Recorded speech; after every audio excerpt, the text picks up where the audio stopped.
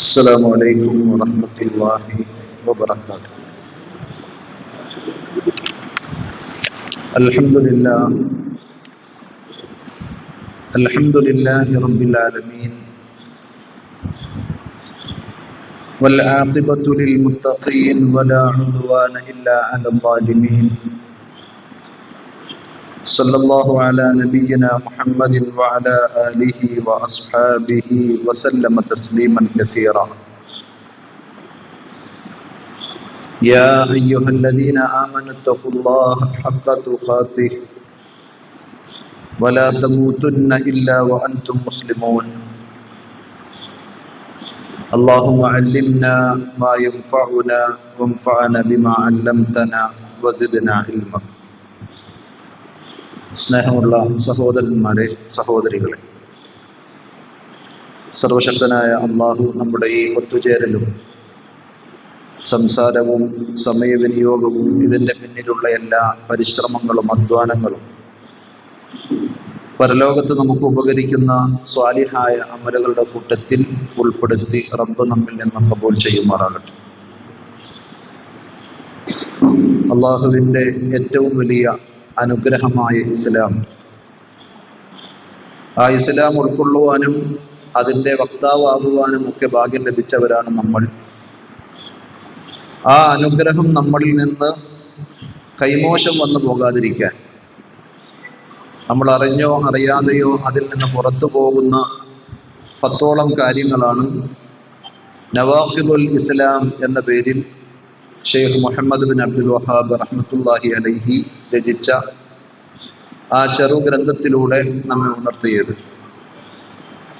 അതിൽ നമ്മൾ കഴിഞ്ഞ 2 ക്ലാസ്സുകളിലായി 4ഓളം നവാഖിദുകളെ സംബന്ധിച്ച് വിശദമായി ചർച്ച ചെയ്തു കഴിഞ്ഞു.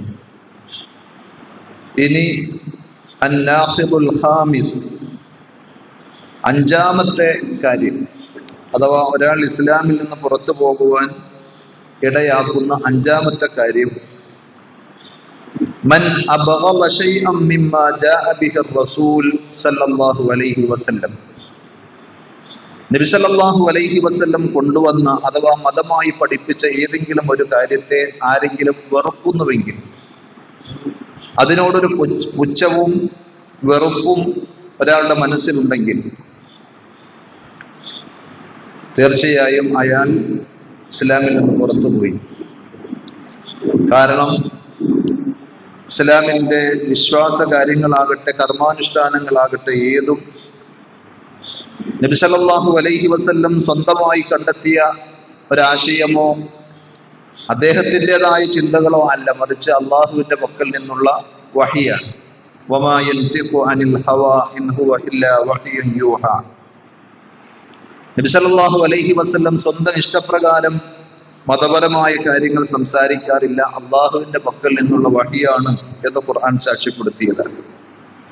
അതുകൊണ്ട് തന്നെ ദീനിൽ വിശ്വാസമുള്ള, അള്ളാഹുവിൽ വിശ്വാസമുള്ള ഏതൊരു മുഅ്മിനിനെ സംബന്ധിച്ചിടത്തോളവും അവയോടെല്ലാം സ്നേഹവും ആദരവും റെസ്പെക്റ്റും ഒക്കെ ആയിരിക്കണം ഉണ്ടാകേണ്ടത്.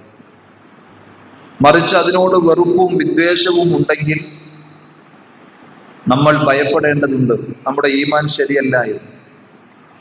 ചിലപ്പോൾ വ്യക്തിപരമായി നമുക്ക് ഇഷ്ടമില്ലാത്ത അല്ലെങ്കിൽ നമ്മുടെ ദേഹേച്ഛകളോട് യോജിക്കാത്ത കാര്യങ്ങളായിരിക്കാം മതത്തിലുള്ളത്. നമ്മുടെ മനസ്സിനെയും ഇച്ഛയെയും ദീനിനനുസരിച്ച് ക്രമപ്പെടുത്തുക എന്നല്ലാതെ നമ്മുടെ ഇച്ഛക്കും താല്പര്യങ്ങൾക്കും അനുസരിച്ച് മതത്തെ വെട്ടിച്ചുരുക്കുന്ന ഒരു സമീപനം ഒരിക്കലും ഒരു വിശ്വാസിയിൽ നിന്നുണ്ടാകുവാൻ പാടില്ല. ഉദാഹരണം പറയുകയാണെങ്കിൽ, നബി സല്ലല്ലാഹു അലൈഹി വസല്ലം വളരെ ശക്തമായി വിലക്കിയ ഒന്നാണ് പലിശ. പലിശയുമായി ബന്ധപ്പെട്ടുള്ള എല്ലാ സംഗതികളെയും നബി സല്ലല്ലാഹു അലൈഹി വസല്ലം എതിർത്തു, വിമർശിച്ചു പറഞ്ഞു. അത് കബായിറുകളിൽ, വൻപാപങ്ങളിൽ പെട്ടതാണെന്ന് പറഞ്ഞു. അതിലേറ്റവും ചെറുതിന്റെ അവസ്ഥ തന്നെ നബി സല്ലല്ലാഹു അലൈഹി വസല്ലം വിശദീകരിച്ചത് സ്വന്തം ഉമ്മയുമായി വ്യഭിചരിക്കുന്നതിന് തുല്യമാണ് പലിശയുടെ ഏറ്റവും ചെറിയ കാര്യം. അപ്പൊ അത്രക്ക് ഗൗരവമാണ് ദീനിൽ അതിന്റെ വിഷയം. പക്ഷേ അത് ഇന്ന് മിക്കവാറും ആളുകൾ അതൊക്കെയായി പല വിധത്തിൽ ബന്ധപ്പെട്ടുകൊണ്ടിരിക്കുന്ന അവസ്ഥയാണുള്ളത്. അപ്പൊ ഈ പലിശയോട്, പലിശ നിഷിദ്ധമാണ് എന്ന് പറഞ്ഞ നിയമത്തോട് ഒരു വെറുപ്പും പുച്ഛവും പരിഹാസവും. എന്നിട്ട് പറയും ഈ പലിശ വേണ്ട എന്ന് വെച്ചാൽ വേണ്ട എന്ന് വേണമെങ്കിൽ വെക്കാം, പക്ഷെ കൊടുക്കാൻ നമ്മൾ നിർബന്ധിതരാകുന്നത് സാഹചര്യം അങ്ങനെയാണ്, ഇങ്ങനത്തെ ഒരു നിയമം അത് വല്ലാത്ത ബുദ്ധിമുട്ടാണ്, പ്രതികേടാണ് എന്നൊക്കെ പറഞ്ഞ് ആ നിയമത്തെ ആരെങ്കിലും വെറുക്കുന്നുവെങ്കിൽ ഇസ്ലാം ഒക്കെ കൊള്ളാം, പക്ഷെ ഇസ്ലാമിലെ ഇങ്ങനത്തെ ചില കടുംപിടുത്തങ്ങളും നിയമങ്ങളും അത് ശരിയാവില്ല എന്ന് ഇസ്ലാമിന്റെ വിമർശകർ പറയുന്നത് പോലെ ഇസ്ലാമിന്റെ അകത്തു നിന്ന് ഒരാൾ പറഞ്ഞാൽ അയാൾ ഇസ്ലാമിൽ നിന്ന് പുറത്തായി എന്നാണ്. അപ്പോൾ വളരെ ഗൗരവത്തോടു കൂടി നമ്മൾ കാണേണ്ട സംഗതിയാണ്. അതേപോലെ തന്നെ ന്യൂജൻ, പുതിയ തലമുറയിൽ എല്ലാവർക്കും ഒഴിച്ചുകൂടാൻ പറ്റാത്തൊരു സംഗതിയാണ് മ്യൂസിക്, സംഗീതം. ഫോൺ എടുത്ത് നോക്കിയാലും അവരുടെ വാഹനത്തിൽ കയറി ഒരല്പനേരം നമ്മൾ യാത്ര ചെയ്യേണ്ടി വന്നാലും അവരുടെ ഓഫീസിലോ വീട്ടിലോ ചെന്നാലും അവിടെയെല്ലാം അടിച്ചു പൊളിച്ച് തകർക്കുന്ന സംഗീതാത്മകമായ പരിപാടികളും അതേപോലെ പാട്ടുകളും ഒക്കെയാണ്. അത് ഇസ്ലാമികമായി ശരിയല്ല എന്ന് ആരെങ്കിലും പറഞ്ഞാലോ അവൻ പിന്തിരിപ്പൻ, അവൻ മോശപ്പെട്ട ആള്. നബി സല്ലല്ലാഹു അലൈഹി വസല്ലം വളരെ ശക്തമായി അതിനെ വിലക്കിയ ഒരു കാലഘട്ടം വരാനിരിക്കുന്നു, ഖിയാമത്ത് നാളിനോട് അടുക്കുന്ന സന്ദർഭത്തിൽ. ആ സന്ദർഭത്തിൽ മദ്യത്തെയും ആണുങ്ങളെ സംബന്ധിച്ചിടത്തോളം പട്ടുവസ്ത്രത്തെയും അനുവദനീയമായി കാണുന്ന ആളുകൾ ഉണ്ടായിരിക്കും. എന്ന് പറഞ്ഞാൽ അതുവരെയും അനുവദനീയമല്ലാത്ത സംഗതിയാണ്. പിന്നീട് ആളുകൾ അത് വ്യാപകമായി സാർവത്രികമായി ഉപയോഗിക്കുമ്പോൾ അനുവദനീയം എന്ന രീതിയിൽ ധരിച്ച് അങ്ങനെ കാണുന്ന ഒരവസ്ഥ വരും. ഖിയാമത്ത് നാളിന്റെ അടയാളമായി നബി സല്ലല്ലാഹു അലൈഹി വസല്ലം പറയുന്നത് ഏകദേശം അങ്ങനെയാണ്. ആ കൂട്ടത്തിൽ പറഞ്ഞു വൽ മആസിഫ്, വാദ്യോപകരണങ്ങൾ. അപ്പൊ സംഗീതത്തിന് പകരം ഒരു വിശ്വാസിയുടെ വീട്ടിലും വാഹനത്തിലും അയാൾ ബന്ധപ്പെടുന്ന മേഖലയിലൊക്കെ കേൾക്കേണ്ടത് ഖുർആനിന്റെ ഓത്തുകളും ദീനിയായ ക്ലാസ്സുകളും നല്ല നല്ല ഉപദേശങ്ങളും ഒക്കെയാണ്. അൽഹംദുലില്ലാഹ് നമ്മുടെ കൂട്ടായ്മയെ സംബന്ധിച്ചിടത്തോളം പീസ് റേഡിയോ എന്നൊരു സംവിധാനം 24 മണിക്കൂർ നമുക്ക് നല്ലത് കേൾക്കാൻ, നല്ലത് പറയാൻ, നല്ലത് പഠിക്കാനൊക്കെയുള്ള സംവിധാനങ്ങൾ ഉണ്ടായിട്ടും അതിനോടൊക്കെ പുറംതിരിഞ്ഞ് സംഗീതം എന്ന് പറയുന്ന ഒരു സംഗതിയെ വളരെ ലാഘവത്വത്തോടു കൂടി കാണുകയും അത് കൊണ്ടു നടക്കുകയും ചെയ്യുകയും സംഗീതം പാടില്ല, അത് നിഷിദ്ധമാണ്, നബി സല്ലല്ലാഹു അലൈഹി വസല്ലം വിലക്കിയിട്ടുണ്ട് എന്ന് പറയുമ്പോൾ അതിനെ ഒരു പുച്ഛത്തോടെ, പരിഹാസത്തോടെ, വെറുപ്പോടുകൂടി കാണുന്നുവെങ്കിൽ അത് കേവലം ഒരു ഹറാമ് ചെയ്ത അല്ലെങ്കിൽ ഒരു തെറ്റ് ചെയ്തത് പോലെയല്ല. നബി സല്ലല്ലാഹു അലൈഹി വസല്ലം പഠിപ്പിച്ച ഏതൊരു കാര്യത്തോടും വിശ്വാസിയുടെ മനസ്സുണ്ടായിരിക്കണം, അതിനോട് സ്നേഹവും അടുപ്പവും താല്പര്യമുള്ള അവസ്ഥയായിരിക്കണം ഉണ്ടാകേണ്ടത്. ഇങ്ങനെ കുറെ കാര്യങ്ങൾ. അതിനോട് വെറുപ്പുണ്ടായി കഴിഞ്ഞാൽ അയാൾ ഇസ്ലാമിൽ നിന്ന് പുറത്തുപോയി എന്നാണ് ഈ പറഞ്ഞതിന്റെ ചുരുക്കം. അതേപോലെ ബഹുഭാര്യത്വം പല ആളുകൾക്കും, പ്രത്യേകിച്ച് സ്ത്രീകൾക്ക് ഒക്കെ ഒരു ഇഷ്ടമില്ലാത്ത വിഷയമാണ്. നബി സല്ലല്ലാഹു അലൈഹി വസല്ലമയെയും ഇസ്ലാമിനെയും ഒക്കെ നമുക്ക് ആരുടെ മുമ്പിലും പറയാം, എല്ലാം ശരിയാണ്. പക്ഷെ നബി ഒന്നിൽ കൂടുതൽ പെണ്ണ് കെട്ടിയത് ശരിയായില്ല. അവിടെയാണ് നമ്മൾ ചൂളിപ്പോകുന്നത്, അല്ലെങ്കിൽ നമുക്ക് പറഞ്ഞു നിൽക്കാൻ പറ്റാത്തത് എന്ന രീതിയിൽ ആ നിയമത്തെ, അത് അള്ളാഹ് പറഞ്ഞതാണ്, ഖുർആനിലുള്ളതാണ്, നബി സല്ലല്ലാഹു അലൈഹി വസല്ലം ചെയ്തതാണ് എന്ന് വിചാരിച്ച് എല്ലാ ആണുങ്ങളും 2ഉം 3ഉം 4ഉം ഭാര്യമാരെ സ്വീകരിക്കണം എന്നല്ല പറഞ്ഞതിന്റെ അവസ്ഥ. അതിന് ചില നിയമങ്ങളും പശ്ചാത്തലങ്ങളും സന്ദർഭങ്ങളും സാഹചര്യങ്ങളൊക്കെ ഉണ്ട്. അപ്പൊ ഏതായിരുന്നാലും ചില കാര്യങ്ങളോട് ഇസ്ലാമിൽ പറഞ്ഞ നബി സല്ലല്ലാഹു അലൈഹി വസല്ലം പഠിപ്പിച്ച കാര്യങ്ങളോട് മനസ്സുകൊണ്ട് പൊരുത്തപ്പെടാതെ, അതിനെ അംഗീകരിക്കാതെ, അതിനോട് ഒരു വിദ്വേഷവും വെറുപ്പും ആരുടെയെങ്കിലും മനസ്സിലുണ്ടെങ്കിൽ അയാൾ ഇസ്ലാമിൽ നിന്ന് പുറത്തുപോയി. അത് വളരെ ഗൗരവത്തോടു കൂടി നമ്മൾ കാണേണ്ടതാണ്. കാരണം നമുക്ക് അള്ളാഹ് പറഞ്ഞു എന്നതിനേക്കാൾ നബി സല്ലല്ലാഹു അലൈഹി വസല്ലം പഠിപ്പിച്ചു എന്നതിനേക്കാൾ ഉപരിയായി നമ്മുടെ ദേഹേച്ഛകൾക്കും നമ്മുടെ താല്പര്യങ്ങൾക്കും ഒക്കെയാണ് പ്രാമുഖ്യം. അതുകൊണ്ടാണ് പല കാര്യങ്ങളെയും നമ്മൾ മാർക്കിട്ട് ഇത് ഞാൻ അംഗീകരിക്കും, ഇത് ഞാൻ അംഗീകരിക്കില്ല എന്ന് പറഞ്ഞ് വേർതിരിക്കുന്നത്. അവിടെ ഒരു വിശ്വാസം ശ്രദ്ധിക്കേണ്ടത് അള്ളാഹ് പഠിപ്പിച്ചതാണോ, നബി സല്ലല്ലാഹു അലൈഹി വസല്ലം പറഞ്ഞു തന്നതാണോ. വ്യക്തിപരമായി എനിക്ക് ഇഷ്ടമില്ലെങ്കിൽ ഞാൻ അതിനെ സ്വീകരിക്കുന്നു, ഞാൻ അതിനോട് യോജിക്കുന്നു എന്ന നിലപാടായിരിക്കണം ഉണ്ടാകേണ്ടത്. കാരണം അള്ളാഹുവിന്റെ വഹീനോട്, നബി സല്ലല്ലാഹു അലൈഹി വസല്ലമയുടെ വാക്കുകളോട് ഒരു വിശ്വാസിക്ക് ആദരവും സ്നേഹവും ഉണ്ടാകേണ്ടതുണ്ട്. ഇതേപോലെ തന്നെ ഹിജാബ്, ആളുകൾക്കിടയിൽ ഇന്ന് പരിഹാസവും അതേപോലെ വിമർശനങ്ങളും ഒക്കെ ഉള്ളത്. അതിന്റെ പൂർണ്ണതയുടെ ഭാഗമാണ് മുഖം കൂടി മറക്കുക എന്നത്. അപ്പൊ മുഖം മറക്കാത്ത ആളുകൾ മറക്കുന്നവരെ ആദരിക്കുകയും അംഗീകരിക്കുകയും ചെയ്യേണ്ടതിന് പകരം അതിനെ പുച്ഛിക്കുന്ന രീതി ഉണ്ടാകാൻ പാടില്ല. പണ്ഡിതന്മാർക്കിടയിൽ അഭിപ്രായ വ്യത്യാസമുണ്ട്. മുഖം മറക്കൽ നിർബന്ധമാണോ അല്ലേ, അതൊക്കെ അവിടെ നിൽക്കട്ടെ. പക്ഷേ ഇസ്ലാമിൽ അങ്ങനെ ഒരു നിയമമുണ്ടെങ്കിൽ അതിനെ പരിഹസിക്കുന്ന, പുച്ഛിക്കുന്ന ഉൽപ്പതിഷ്ണുക്കൾ എന്ന് പറയുന്ന മലയാളികളുടെ ഇടയിൽ അഥവാ മുജാഹിദ് കമ്മ്യൂണിറ്റിയിൽ തന്നെ അത്തരം വിമർശനങ്ങളും ആക്ഷേപങ്ങളും ഉള്ളത് കൊണ്ട് ഞാൻ അങ്ങനെ തന്നെ പറഞ്ഞു. അതിനെയൊക്കെ മോശമായ ചില പദപ്രയോഗങ്ങളിലൂടെ പരിഹസിക്കുകയും വിമർശിക്കുകയും ചെയ്യുമ്പോൾ ഇസ്ലാമിന്റെ ഒരു നിയമത്തെയാണ് പരിഹസിക്കുന്നത്. അപ്പോ ഒരു തെറ്റ് ചെയ്യുന്നതിനേക്കാൾ അഖീദയുമായി, വിശ്വാസവുമായി ബന്ധപ്പെട്ട ഇസ്ലാമിൽ നിന്ന് പുറത്തു പോകാൻ നിമിത്തമാകുന്ന കാര്യങ്ങളാണ് എന്ത്? നബി പഠിപ്പിച്ച, അള്ള പറഞ്ഞു തന്ന ഏതെങ്കിലും ഒരു നിയമത്തോട് നമ്മുടെ മനസ്സിൽ വെറുപ്പും അലർജിയും അനിഷ്ടവും ഒക്കെ ഉണ്ടാവുക എന്നത്. അതേപോലെ കഴിഞ്ഞ ക്ലാസ്സിൽ നമ്മൾ പറഞ്ഞിരുന്നു, നബി സല്ലല്ലാഹു അലൈഹി വസല്ലമയുടെ പല ഹദീസുകളെയും ഇന്ന് പരിഹസിക്കുന്ന കാഴ്ച നമ്മൾ കാണാറുണ്ട്. പല്ലിയെ കൊല്ലുക എന്നുള്ളത് ഹദീസിൽ സ്ഥിരപ്പെട്ടു. സ്വഹീഹുൽ ബുഖാരി, സ്വഹീഹ് മുസ്ലിം പോലെയുള്ള ഒട്ടേറെ വിശദമായ ആധികാരികമായ ഹദീസ് ഗ്രന്ഥങ്ങളിൽ ഉള്ളതാണ്. നമ്മൾ കാണുന്ന പല്ലിയെ കൊല്ലുക, അതിന് പുണ്യമുണ്ട് എന്ന് പറയുന്ന നിരവധി ഹദീസുകൾ. പക്ഷെ അതിന് അങ്ങനത്തെ ഒരു നിയമം, അങ്ങനത്തെ ഒരു ഹദീസ് എന്ന് പറഞ്ഞ് കളിയാക്കി ഡോക്യുമെന്ററികളും അതേപോലെ ഫിലിമുകളും ഒക്കെ ഇറക്കിയ മലയാളികളുള്ള നാട്ടിലാണ് നമ്മൾ ജീവിക്കുന്നത്. അപ്പൊ ഞാൻ പറഞ്ഞതിന്റെ ചുരുക്കം, നബി സല്ലല്ലാഹു അലൈഹി വസല്ലമയുടെ സഹാബികൾ ഇസ്ലാമിനെ ഉൾക്കൊണ്ടതുപോലെ വിശ്വാസികൾ ഇസ്ലാമിന്റെ നിയമങ്ങളെ അംഗീകരിക്കുകയും ആദരിക്കുകയും ചെയ്യുന്നതുപോലെ നമുക്ക് മനസ്സുകൊണ്ട് അംഗീകരിക്കാനും ആദരിക്കാനും സാധിക്കണം. അത് നമ്മൾ ചെയ്യുന്നോ ചെയ്യുന്നില്ലേ എന്നത് വേറൊരു കാര്യം. ഇപ്പൊ താടി വെക്കണം എന്നത് ഇസ്ലാമിന്റെ ഒരു നിയമമാണ്. താടി വെച്ചിട്ടില്ലെങ്കിൽ ഏറി വന്നാൽ ഒരു കുറ്റം ഉണ്ടാവും. പക്ഷേ താടി വെച്ചുകൊണ്ട് തന്നെ താടിയെ കുറ്റം പറയുകയും അതിനെ വിമർശിക്കുകയും ഭീകരവാദികൾ, തീവ്രവാദികൾ, അല്ലെങ്കിൽ കുറെ തട്ടിപ്പിന്റെയും വെട്ടിപ്പിന്റെയും ആളുകൾ അത് അവര് രക്ഷപ്പെടാൻ വേണ്ടി മതത്തിന്റെ ഒരു മേലങ്കി ധരിച്ചുകൊണ്ട് താടി വെക്കുകയാണെന്ന് പറഞ്ഞ് താടിയെ പരിഹസിക്കുകയാണെങ്കിൽ, കള്ളത്താടികൾ എന്നൊക്കെ പറയില്ലേ, കള്ളന്മാര് വേറെ ഉണ്ടാവും, പക്ഷെ താടി എന്ത് പഴിച്ചു. ഇതേപോലെ ഹിജാബ് മാന്യമായി ധരിക്കുന്ന സഹോദരിമാരെ കണ്ടുകൊണ്ട് ഇങ്ങനത്തെ ചില വസ്ത്രങ്ങളാണ് തീവ്രതയുടെ ലക്ഷണമാണ്, അത് അപകടമാണ്, പലതരത്തിലുള്ള കള്ളക്കടത്തുകൾക്കുമൊക്കെ ആളറിയില്ലല്ലോ, അപ്പൊ മുഖം മറച്ചു കഴിഞ്ഞാൽ രക്ഷപ്പെടും, ഇങ്ങനെ പറഞ്ഞിട്ട് ഇസ്ലാമിന്റെ നിയമത്തിന് നേരെ കുതിര കയറാൻ കോണി വെച്ചു കൊടുക്കുന്ന അവസ്ഥ ഒരു വിശ്വാസിയിൽ നിന്നും ഉണ്ടാകാൻ പാടില്ല. അപ്പൊ താടി വെച്ചിട്ടില്ലെങ്കിലും താടിയെ വിമർശിക്കൽ അതിനേക്കാൾ ഗുരുതരമാണ്. ഹിജാബ് ധരിച്ചിട്ടില്ലെങ്കിലും ഹിജാബിനെ വിമർശിക്കൽ, ആക്ഷേപിക്കൽ അതിനേക്കാൾ ഗുരുതരമായ സംഗതിയാണ്. കാരണം ഒരു വിശ്വാസിയെ സംബന്ധിച്ചിടത്തോളം റബ്ബിന്റെ വിധിവിലക്കുകൾ അംഗീകരിക്കുകയും അതിനെ തൃപ്തിപ്പെടുകയും ചെയ്യും. റളീതു ബില്ലാഹി റബ്ബൻ വബിൽ ഇസ്ലാമി ദീനൻ വബി മുഹമ്മദിൻ സല്ലല്ലാഹു അലൈഹി വസല്ലം നബിയൻ വറസൂല.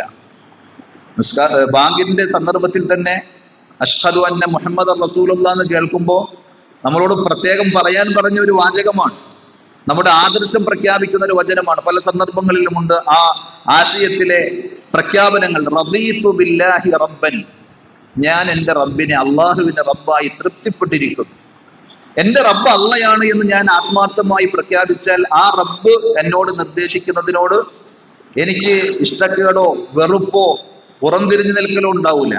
ഞാൻ അതിനെ അംഗീകരിക്കും, ആദരിക്കും. വബിൽ ഇസ്ലാമി ദീനൻ, ഇസ്ലാമിനെ മതമായും ഞാൻ തൃപ്തിപ്പെട്ടിരിക്കുന്നു എന്ന് പറയുമ്പോൾ ഇസ്ലാമിന്റെ നിയമം അതെനിക്ക് ഇഷ്ടമല്ല എന്ന് പറയുമ്പോൾ ആ തൃപ്തിപ്പെടലിന് എന്താ എൻ്റെ അർത്ഥം? അതേപോലെ വബി മുഹമ്മദിൻ റസൂല, നബി സല്ലല്ലാഹു അലൈഹി വസല്ലമയെ അള്ളാഹുവിന്റെ ദൂതനായി ഞാൻ തൃപ്തിപ്പെട്ടിരിക്കുന്നു എന്ന് പ്രഖ്യാപിക്കുന്ന വിശ്വാസിയുടെ നാവിൽ നിന്ന്, മനസ്സിൽ നിന്ന് ഒരിക്കലും ഇസ്ലാമിന്റെ നിയമങ്ങളോട് പുച്ഛവും അതേപോലെ തന്നെ വെറുപ്പും ഉണ്ടാകുവാൻ പാടില്ല. അത് മുനാഫിക്കളുടെ രീതിയാണ്.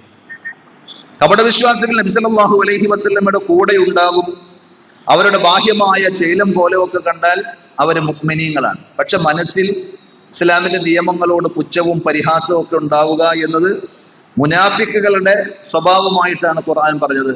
അവരെ സംബന്ധിച്ച് ലാ തഅ്തദിറു ഖദ് കഫർതും ബഅദ ഈമാനിക്കും, ആ ഒരു നിലപാടിലൂടെ അവരുടെ ചില വാക്കുകളും പെരുമാറ്റങ്ങളും നിമിത്തമായി ഖുർആൻ അവരുടെ വിഷയത്തിൽ ഇടപെട്ടുകൊണ്ട് പറഞ്ഞതാണ്, നിങ്ങൾ വിശ്വാസികളായതിനു ശേഷം അള്ളാഹ് പഠിപ്പിച്ച, നബി സല്ലല്ലാഹു അലൈഹി വസല്ലം പറഞ്ഞ നിയമങ്ങളോട് വെറുപ്പും ഇഷ്ടക്കേടും പ്രകടിപ്പിച്ചതിന്റെ പേരിൽ ഇസ്ലാമിൽ നിന്ന് പുറത്തു പോയിട്ടുണ്ട്. അത് കഫർത്തും, തീർച്ചയായും നിങ്ങൾ കാഫിര്യങ്ങളായി മാറി എന്നാണ് ഖുർആൻ പറഞ്ഞത്. അതുകൊണ്ട് നമ്മുടെ മനസ്സിൽ എപ്പോഴും ഉണ്ടായിരിക്കേണ്ട ഒരു തേട്ടം, മനുഷ്യ സഹജമാണ്, നമുക്ക് ചില സംഗതികളോട് ഇഷ്ടമില്ലാത്ത അവസ്ഥകൾ ഉണ്ടാകും. നമ്മൾ ശീലിച്ചു വന്ന നമ്മുടെ മാനസികമായ താല്പര്യങ്ങൾക്ക് എതിരായി നിൽക്കുന്ന ഒരു കാര്യം ആദ്യം കേൾക്കുമ്പോൾ ഇസ്ലാമിന്റെ നിയമമാണെന്നോ എന്നൊന്നും ആലോചിക്കാതെ നമ്മൾ പ്രതികരിച്ചേക്കും. അതുകൊണ്ട് തന്നെ നമ്മൾ പ്രാർത്ഥിക്കേണ്ട പ്രാർത്ഥന, നമ്മുടെ മനസ്സിലുണ്ടായിരിക്കേണ്ട ഒരു തേട്ടം എന്താണ് എന്ന് ചോദിച്ചാൽ, അല്ലാഹുമ്മ ഹബ്ബിബ് ഇലൈനൽ ഈമാന വസയ്യിൻഹു ഫീ ഖുലൂബിന. അല്ലാഹുവേ, ഈമാനിനെ, ഇസ്ലാമിന്റെ വിശ്വാസത്തെ, ആദർശത്തെ ഞങ്ങളുടെ ഹൃദയങ്ങളിലേക്ക് പ്രിയങ്കരമാക്കി തരണമേ. അള്ളാഹുടെ നിയമം എന്താണെങ്കിലും അതിനെ സ്വീകരിക്കാനുള്ള ഒരു മനസ്സ്. ഖുർആൻ തന്നെ പറഞ്ഞില്ലേ, വമൻ യഹ്ദില്ലാഹു വമൻ യുരിദില്ലാഹു അൻ യഹ്ദിയഹു യശ്റഹ് സ്വദ്റഹു ലിൽ ഇസ്ലാം. ആരെയെങ്കിലും അള്ളാഹു ഹിദായത്തിലാക്കാൻ ഉദ്ദേശിച്ചാൽ അയാളുടെ ഹൃദയത്തെ അള്ളാഹു ഇസ്ലാമിന് വേണ്ടി വിശാലമാക്കി കൊടുക്കും. ഇസ്ലാമിന്റെ ഏത് നിയമവും ആര് വിമർശിക്കുന്നതും ആര് ആക്ഷേപിക്കുന്നതുമായ കാര്യമാണെങ്കിലും അതിനെ പൂർണ്ണമായി ഉൾക്കൊള്ളുവാൻ പാകത്തിനുള്ള മനസ്സ് അയാൾക്ക് കൊടുക്കുന്നതാണ് ഹിദായത്തിന്റെ ഏറ്റവും വലിയ അനുഗ്രഹമാണ്. അതല്ലാതെ ലിസ്റ്റ് എടുത്ത് പേനെടുത്തിട്ട് മാർക്കിട്ട് ചിലത് ഇതൊക്കെ ഞാൻ അംഗീകരിക്കും, ഇതൊന്നും ഞാൻ അംഗീകരിക്കൂല എന്ന് പറയുന്നൊരവസ്ഥ മുഅ്മിനീങ്ങൾക്ക് ഉണ്ടാകാൻ പാടില്ല. അതുകൊണ്ട് നമ്മൾ പ്രാർത്ഥിക്കണം, അല്ലാഹുമ്മ ഹബ്ബിബ് ഇലൈനൽ ഈമാൻ. അള്ളാഹുവെ, വിശ്വാസത്തെ, ആദർശത്തെ ഞങ്ങളുടെ ഹൃദയങ്ങൾക്ക് പ്രിയങ്കരമാക്കണമേ. വസയ്യിൻഹു ഫീ ഖുലൂബിന. ഞങ്ങളുടെ മനസ്സുകളിൽ, ഹൃദയങ്ങളിൽ അതിനെ നീ അലങ്കാരമുള്ളത്, ഭംഗിയുള്ളതാക്കി തരണമേ. ഇസ്ലാമിന്റെ ഏത് നിയമങ്ങളെയും. അപ്പൊ ദീൻ ഉൾക്കൊള്ളാൻ പാകത്തിന് ഹൃദയം വിശാലമാവുകയും അതിൽ അഭിമാനം തോന്നുകയും ചെയ്യുക എന്നത് ഈമാനിന്റെ അടയാളമാണ്. അതുകൊണ്ടാണ് മുഅ്മിനീങ്ങളുടെ ലക്ഷണമായി ഖുർആൻ പറഞ്ഞത്, അവരെ അള്ളാഹുവിലേക്ക് ക്ഷണിച്ചാൽ, നബി സല്ലല്ലാഹു അലൈഹി വസല്ലമയുടെ വിധികളിലേക്ക്, തീരുമാനങ്ങളിലേക്ക് വിളിച്ചാൽ അവരെന്ത് പറയും? അയ്യഖൂലു സമിഅനാ വ അത്വഅനാ. അള്ളാഹ് എന്താണോ പറയുന്നത്, നബി സല്ലല്ലാഹു അലൈഹി വസല്ലം എന്താണോ പഠിപ്പിക്കുന്നത്, ഞങ്ങൾ കേൾക്കാൻ റെഡിയാണ്, അനുസരിക്കാൻ സന്നദ്ധരാണ് എന്നതായിരിക്കും അവരുടെ നിലപാട്. അബൂബക്കർ സിദ്ദീഖ് റളിയല്ലാഹു അൻഹുവിന്റെ മഹത്വത്തിന്റെ ഏറ്റവും പ്രധാനപ്പെട്ട ഒരു പ്രത്യേകത അതാണ്. ഇസ്രാഇന്റെയും മിഅ്റാജിന്റെയും സന്ദർഭത്തിൽ ആളുകൾ പലതരത്തിലുള്ള ആക്ഷേപങ്ങളും വിമർശനങ്ങളും ഒക്കെ ഉന്നയിക്കുമ്പോൾ നബി സല്ലല്ലാഹു അലൈഹി വസല്ലം അബൂബക്കർ സിദ്ദീഖ് റളിയല്ലാഹു അൻഹുവിനെ സംബന്ധിച്ച് പറഞ്ഞൊരു കാര്യമുണ്ട്. ഞാൻ ഇസ്ലാമിന്റെ ഏത് കാര്യം പറഞ്ഞപ്പോഴും ഇസ്ലാമിനെ സ്വീകരിക്കാൻ പല ആളുകൾക്കും ഒരു എക്കാശക്ക ഉണ്ടായിരുന്നു. ആദ്യം ശരിയാണോ, സ്വീകരിക്കണം. പക്ഷെ ഞാൻ പറഞ്ഞത് എന്തും ഒരു മറിച്ചൊന്ന് പറയാതെ, നോക്കട്ടെ പിന്നെ ആകട്ടെ എന്ന് പറഞ്ഞൊന്ന് നീട്ടിവെക്കാതെ പൂർണ്ണമായി അത് സ്വീകരിക്കുകയും അംഗീകരിക്കുകയും ചെയ്ത ആളാണ് എൻ്റെ ഹബീബായ സിദ്ദീഖ്, അബൂബക്കർ സിദ്ദീഖ് റളിയല്ലാഹു അൻഹു. അതാണ് ഇസ്ലാമിൽ അബൂബക്കർ സിദ്ദീഖ് റളിയല്ലാഹു അൻഹു മഹത്വം. ഇസ്രാ മിഅ്റാജിന്റെ ഈ സന്ദർഭത്തിൽ അദ്ദേഹം പറഞ്ഞില്ലേ, നബി സല്ലല്ലാഹു അലൈഹി വസല്ലം അങ്ങനെ പറഞ്ഞതാണെങ്കിൽ ഞാൻ അത് അംഗീകരിക്കുന്നു. മദീനയിൽ വലിയ വിവാദങ്ങളും ആക്ഷേപങ്ങളും വിമർശനങ്ങളും ഒക്കെ ഉണ്ടായ സന്ദർഭത്തിൽ അബൂബക്കർ സിദ്ദീഖ് റളിയല്ലാഹു അൻഹുവിന്റെ അടുക്കലും വന്ന് ഈ വിവരം ചോദിക്കുമ്പോൾ അദ്ദേഹം പറഞ്ഞത്, ലകിൻ ഖാല ലഖദ് സദഖ. നബി സല്ലല്ലാഹു അലൈഹി വസല്ലം അങ്ങനെ പറഞ്ഞിട്ടുണ്ടോ? നബി പറഞ്ഞിട്ടുണ്ട്, എങ്കിൽ അത് സത്യം തന്നെയാണ്. അപ്പൊ ആത്യന്തികമായ ഒരു വിശ്വാസിയുടെ മനസ്സിലുണ്ടാകേണ്ടത് അള്ളാഹ് പറഞ്ഞതാണോ, നബി സല്ലല്ലാഹു അലൈഹി വസല്ലം പഠിപ്പിച്ചതാണോ, അതിന്റെ പൊരുളും യുക്തിയൊന്നും എനിക്കറിയില്ല, അതാണ് ശരി, ആ ശരിയിലേക്ക് ഞാൻ ഇനി പഠിക്കണം, എത്തണം എന്ന രീതിയിലല്ലാതെ അതിനെ വിമർശിക്കാനും ആക്ഷേപിക്കാനും അതിനോടൊരു വെറുപ്പും ഉണ്ടാകുവാനോ വിശ്വാസിയിൽ നിന്ന് പാടില്ല. വലൗ അമില ബിഹി, ഈ വെറുപ്പുള്ള കാര്യം ചെയ്യുന്ന കാര്യമാണെങ്കിലും, ഐ വലൗ അമില ബിഹാദ ശൈഇ അല്ലദി അബ്ഗളഹു, ഇഷ്ടമില്ല എന്ന് പറയുന്ന ആളുകൾ വിമർശിച്ചപ്പോൾ അതിന്റെ കൂടെ നിന്ന കാര്യം ഇയാൾ ചെയ്യണ്ടല്ലോ എന്ന് ചോദിച്ചാൽ ചെയ്തു എന്നുള്ളത് കൊണ്ട് ആ ആക്ഷേപത്തിൽ നിന്ന് അയാൾ ഒഴിവാകുന്നില്ല. ഫഇന്നഹു യക്ഫുറു ബിമുജറദിൽ ബുഗ്ളി ലഹു ഫീ ഖൽബിഹി, മനസ്സിൽ അതിനോട് വെറുപ്പുണ്ടായി എന്ന ഒറ്റ കാരണത്താൽ അയാൾ ഇസ്ലാമിൽ നിന്ന് കുഫറിലേക്ക് പോകുമെന്നാണ്. അപ്പോൾ ഏതെങ്കിലുമൊക്കെ സുന്നത്തുകൾ നമ്മൾ ചെയ്യുകയും ചെയ്യാതിരിക്കുകയും അത് വേറെ വിഷയമാണ്. പക്ഷെ അതിനോടൊരു വെറുപ്പുണ്ടാവുക എന്നത് ഇസ്ലാമിൽ നിന്ന് പുറത്തു പോകുന്ന കാര്യമാണെന്ന് അർത്ഥം.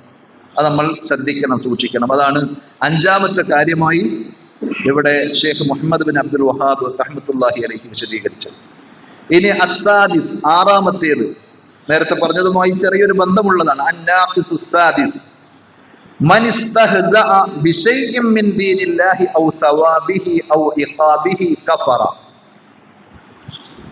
മൻ ഇസ്തഹ്സഅ, ഇസ്തഹ്സഅ യസ്തഹ്സിഉ എന്ന് പറഞ്ഞാൽ ഇസ്തിഹ്സാ എന്താണ്? പരിഹാസ്. ആരെങ്കിലും പരിഹസിച്ചാൽ ബിശൈഇൻ മിൻ ദീനില്ല, അള്ളാഹുവിന്റെ ദീനിൽപ്പെട്ട ഏതെങ്കിലും ഒന്നിനെ, നേരത്തെ പറഞ്ഞത് വെറുക്കാണ്, ഇത് അതിൽ നിന്ന് കുറച്ചുകൂടി കടന്നിട്ട് അതിന്റെ ആ വെറുപ്പ് പ്രകടിപ്പിക്കുന്ന രീതിയിൽ ചില കമന്റുകൾ, ചില തമാശകൾ, ചില വർത്തമാനങ്ങൾ അതിനെ സംബന്ധിച്ച് പറഞ്ഞു. ഔ സവാബിഹി, അല്ലെങ്കിൽ അള്ളാഹുവിന്റെ ദീനിൽ പറഞ്ഞ ഏതെങ്കിലും ഒരു പ്രതിഫലത്തെ സംബന്ധിച്ച്. നേരത്തെ ഞാൻ പറഞ്ഞല്ലോ, പല്ലിയെ കൊന്നാൽ 100 ഹസനത്തുണ്ട്, 10 പുണ്യമുണ്ട് എന്നൊക്കെ പറഞ്ഞ ഹദീസുകൾ കാണാം. ഒറ്റയടിക്ക് കൊന്നാൽ അതിന് ഇത്ര കൂലി. എന്നിട്ട് അതിനെ ചർച്ചക്കിട്ട് കളിയാക്കാൻ, ഒരു പല്ലീനെ കൊന്നാൽ ഇത്ര കൂലി. എന്നാൽ ഹദീസ് സ്ഥിരപ്പെടാത്ത വേറെ പറയുന്നത്, കാബ് പണത കൂലിയൊക്കെ കിട്ടുമെന്നൊക്കെ പറഞ്ഞ് വേറെ ഉണ്ടാവും. അപ്പൊ അത് സഹീഹാണോ അല്ലെന്ന് നോക്കണം. സഹീഹ് അല്ലെങ്കിൽ പരിഹസിക്കാൻ നിൽക്കേണ്ട, സഹീഹ് അല്ല എന്ന് പറഞ്ഞു കൊടുത്താൽ മതി. സഹീഹിലുള്ളത് നമ്മൾ അംഗീകരിക്കാൻ വേണം. അപ്പൊ നബി സല്ലല്ലാഹു അലൈഹി വസല്ലം പഠിപ്പിച്ച, അല്ലെങ്കിൽ അള്ളാഹുവിന്റെ ദീനിൽപ്പെട്ട ഏതെങ്കിലും ഒന്ന്, ഏതെങ്കിലും ഒരു പ്രതിഫലത്തെ പറ്റി പറയുന്ന, അല്ലെങ്കിൽ ഏതെങ്കിലും ഒരു കാര്യത്തിന്റെ ശിക്ഷയെ സംബന്ധിച്ച് അറിയിക്കുന്ന ഒരു കാര്യം, അത് കളിതമാശയാക്കി ആക്ഷേപിച്ച് വിമർശിച്ച് പരിഹസിച്ച് പറഞ്ഞാൽ ആ പരിഹാസം മുഖേന കഫറ, അയാൾ കാഫറായി, ഇസ്ലാമിൽ നിന്ന് പുറത്തുപോയി. അതിനുള്ള തെളിവ് അദ്ദേഹം ഇവിടെ കൊടുക്കുന്നത്, ഖുൽ അബില്ലാഹി വആയാതിഹി വറസൂലിഹി കുൻതും തസ്തഹ്സിഊൻ ലാ തഅ്തദിറു ഖദ് കഫർതും ബഅദ ഈമാനിക്കും. അതിന്റെ സംഭവം, പരിഹാസം പൊതുവെ ഒരു വിശ്വാസിയുടെ നല്ല സ്വഭാവത്തിൽപ്പെട്ടതല്ല. ആരെയും നമ്മൾ പരിഹസിക്കേണ്ടതില്ല. ഒരു വ്യക്തിയെ സംബന്ധിച്ച് അയാളുടെ കുറവുകളും ന്യൂനതകളും പറഞ്ഞ് ആക്ഷേപിച്ച് പരിഹസിച്ച് പറയുക എന്നുള്ളത് ഒരു വിശ്വാസിയുടെ നല്ല സ്വഭാവമല്ല. ഗീബത്ത് എന്ന് പറഞ്ഞാൽ എന്താ? നബി സല്ലല്ലാഹു അലൈഹി വസല്ലം പറഞ്ഞില്ലേ, ദിക്റുക അഖാക ബിമാ യക്റഹ്. നിങ്ങളുടെ സഹോദരനെ സംബന്ധിച്ച് അയാൾക്ക് ഇഷ്ടമില്ലാത്തത് നിങ്ങൾ പറയൽ, അതൊരു പരിഹാസമായിരിക്കുമല്ലോ, ഒരു ആക്ഷേപമായിരിക്കുമല്ലോ.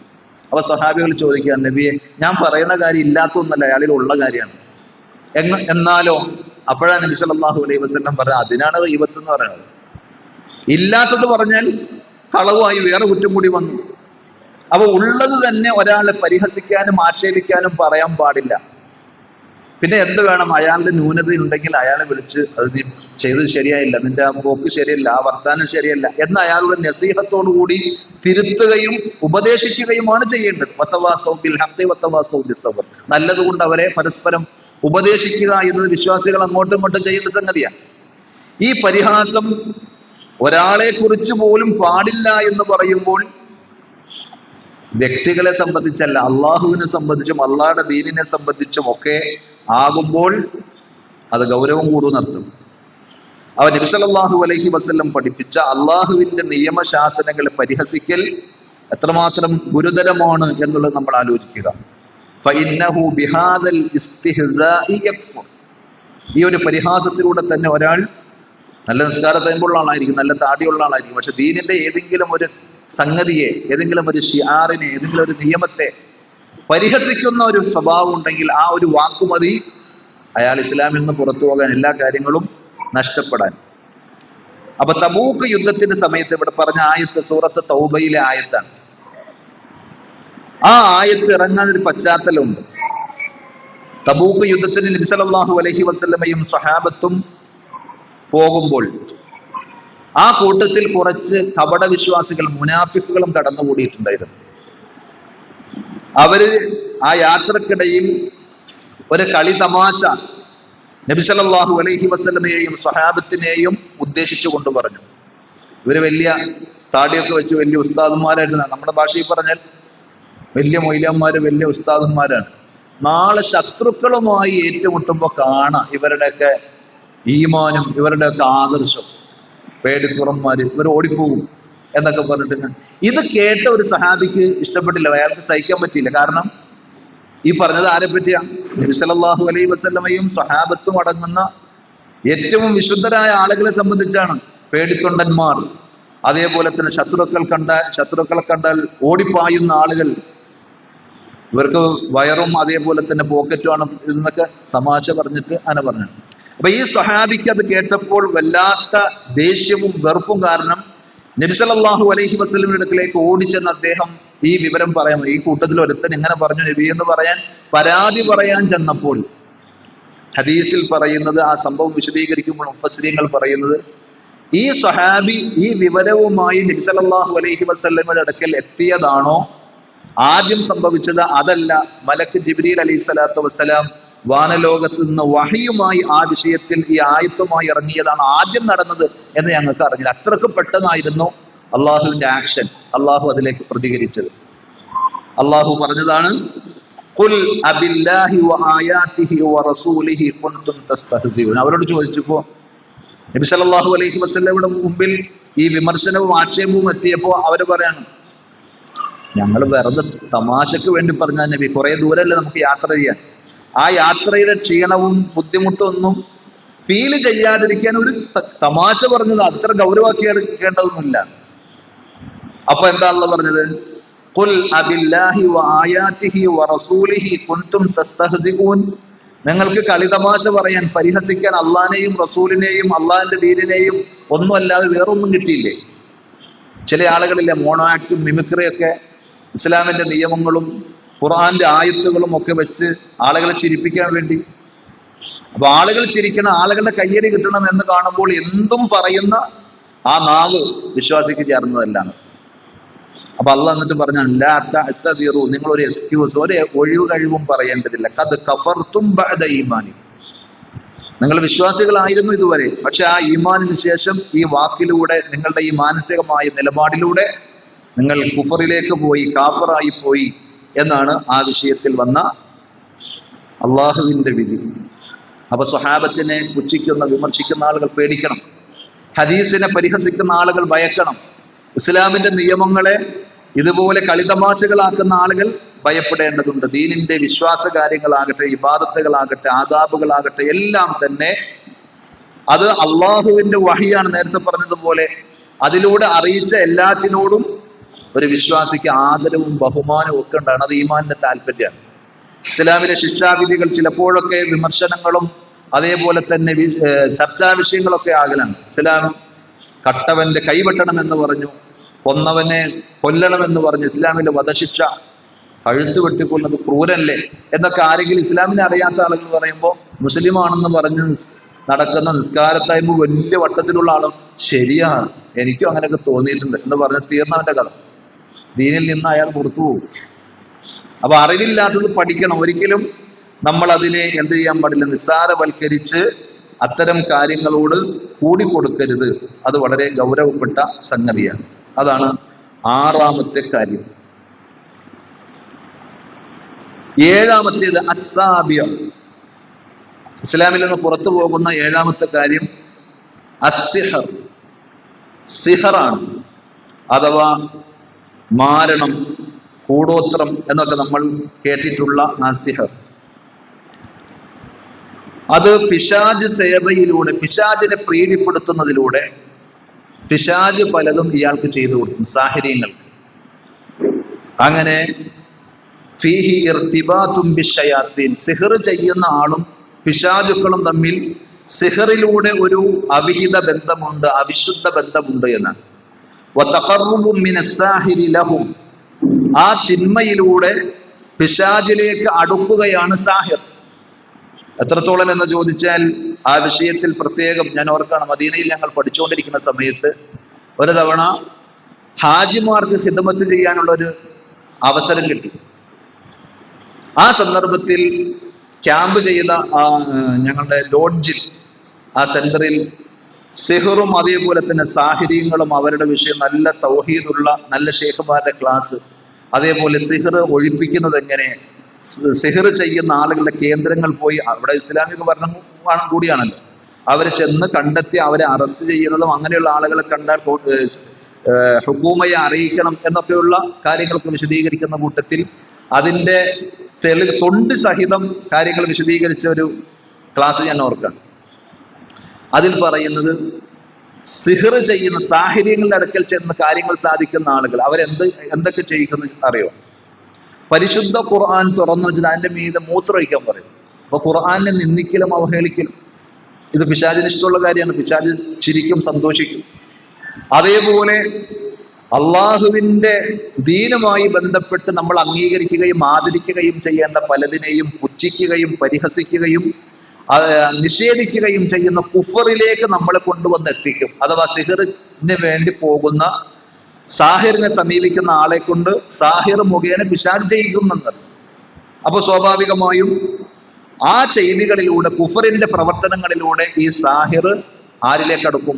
പിശാചിലേക്കടുക്കും. അപ്പൊ പിശാച് സാഹിറിന് കുറെ ഹിദമത്തുകൾ ചെയ്തു കൊടുക്കും, സേവനങ്ങൾ ചെയ്യും, സഹായിക്കും. വകുഫറും ബി കിതാബില്ല. അതുകൊണ്ട് തന്നെ ആ പോക്കും അവർ പറയുന്നത് അംഗീകരിക്കലും ചെയ്യലും ഒക്കെ അത് തന്നെ കുഫറാണ്.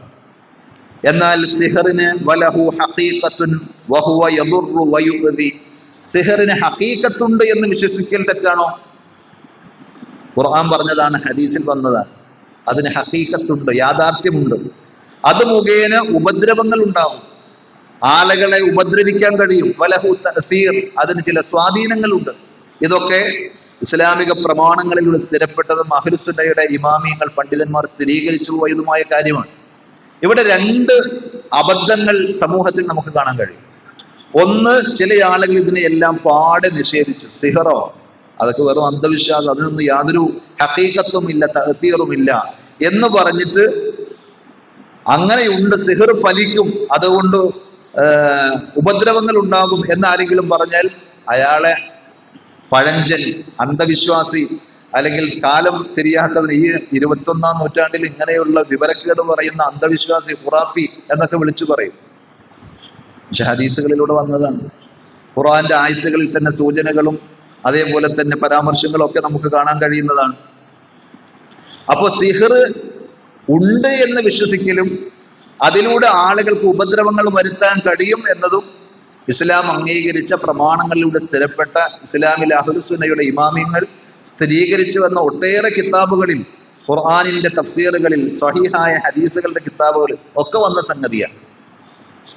എന്നാൽ വേറെ സംഗതി എന്താന്ന് ചോദിച്ചാൽ, അതൊക്കെ ചെയ്യാൻ വേണ്ടി പോകുന്ന ആളുകൾ, കൂടോത്രത്തിന്റെ പിന്നാലെ പോകുന്ന ആളുകൾ, ഭാര്യയും ഭർത്താവും തമ്മിൽ പിണങ്ങിക്കഴിഞ്ഞാൽ അവരെ ഇണക്കാൻ, അല്ലെങ്കിൽ അവരെ തമ്മിൽ തെറ്റിക്കാൻ, ഇങ്ങനെയൊക്കെയായി പല കാര്യങ്ങൾക്കും വേണ്ടി ആളുകൾക്കിടയിൽ കൂടോത്രം ചെയ്യുന്ന, സിഹറിന്റെ പണികളുമായി ബന്ധപ്പെടുന്ന, അസ്മാഇന്റെ പണി എന്നൊക്കെ പറഞ്ഞു. ചില ആളുകൾ അസ്മാഉൽ ഹുസ്നയാന്നൊക്കെ വിചാരിക്കും, അള്ളാഹുവിന്റെ നല്ല പേരുകൾ. പക്ഷെ ഇതല്ല, വേറെ പണിയാണ്.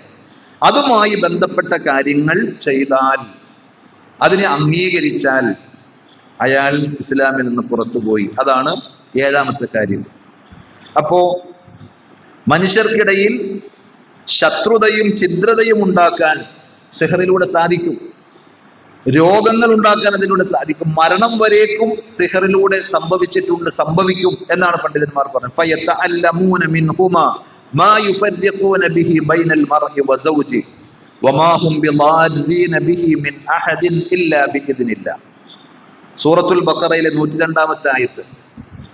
സിഹറിന്റെ വിഷയത്തിൽ ഖുർആൻ നമുക്ക് മുമ്പിൽ വെക്കുന്ന ഒരു കൃത്യമായ കാഴ്ചപ്പാടാണത്. ഹാറൂത്തും മാറൂത്തും എന്ന 2 മലക്കുകൾ അള്ളാഹു നിയോഗിച്ചതും ആ മലക്കുകൾ മുഖേന മനുഷ്യന്മാരെ പരീക്ഷിച്ചതും ഒക്കെയായി ബന്ധപ്പെട്ട് കുറച്ച് നീണ്ട ആയത്താണ്.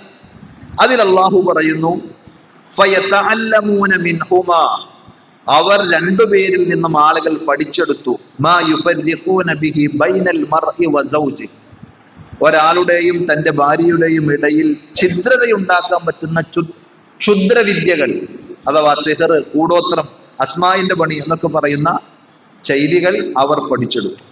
വമാ ഹും ബിളാരിന ബിഹി മിൻ അഹദിൻ ഇല്ലാ ബിഇദ്നില്ലാഹ്, എന്നാൽ അവർക്ക് ആർക്കും അള്ളാഹുവിന്റെ അനുമതി പ്രകാരമല്ലാതെ ഒരാളെയും ഉപദ്രവിക്കാൻ സാധിക്കുകയില്ല. അല്ലാതെ ഇതിന് വേണം, അനുവാദം വേണം, എങ്കിലേ അത് സംഭവിക്കുകയുള്ളൂ. അപ്പൊ സിഹർ എന്നത് ഉള്ള ഒരു കാര്യമാണ്. അതിന് ചില തഅ്സീറുകളുണ്ട്, അതിലൂടെ അപകടങ്ങൾ ഉണ്ടാകും.